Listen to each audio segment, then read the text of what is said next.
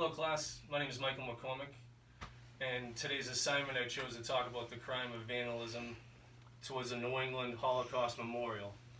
For those of you who don't know about the memorial, it's located in downtown Boston across from City Hall. The memorial consists of 6 9-foot glass towers.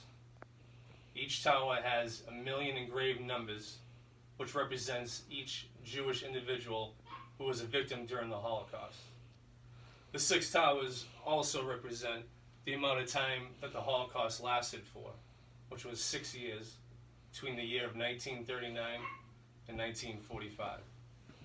There were 2 different acts of vandalism that occurred in the summer of 2017. The first one occurred in June, where a 21-year-old approached the memorial, grabbed a rock, and shattered the glass of one of the glass panels. He was apprehended 2 days later, and the charges against him was destruction of property and destruction of property on a memorial. It was later found out that he was denied bail due to violations of his probation, and his lawyer told the press that he was suffering from mental illness. So the community kind of understood why he did it, due to his mental illness, so they just kind of let it go. But it was very disrespectful and uncalled for. The second vandalism act occurred during August of 2017, just weeks after the first one. This time it was a 17-year-old that approached the memorial, picked up a rock, and shattered the glass panel. Only this time, the community actually took matters in their own hands. 2 off-duty cops ran, chased down the 17-year-old, tackled him, and waited for the police to arrive, who were on duty to arrest him. The 17-year-old was also charged with destruction of property and destruction of property on a memorial.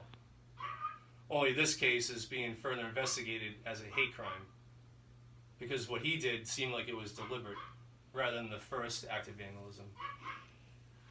After the first act occurred, there was a ceremony in which the glass panel was repaired. The governor, the mayor, city officials, state officials, the public all came and watched the ceremony, as the drapes came down and they showed the glass being repaired. And there were speeches about the Jewish community and how they suffered enough, and in today's world, this type of act shouldn't occur. I think that the ongoing case of the hate crime, it should be a hate crime, because it was deliberate. Along with his other charges, I believe, since he was tackled, obviously, that night and taken into custody that night, I believe the next morning he should have came down in front of the community, swept up the glass, in front of the public, the Jewish people who are affected by this. Maybe he would talk to a few Jewish people and realize how much damage was caused just by picking up a rock and breaking some glass. To me, it's unacceptable, and it's a disgrace to our community, the city of Boston, everybody. So I believe if he had to do community service in front of people, he would probably think twice about doing something like this again.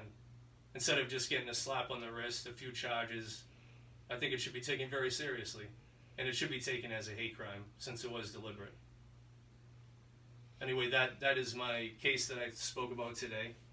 If you're interested and want to know more about it, you can always Google New England Holocaust Memorial, Boston, and there are plenty of articles about the crimes that were committed. Thank you so much.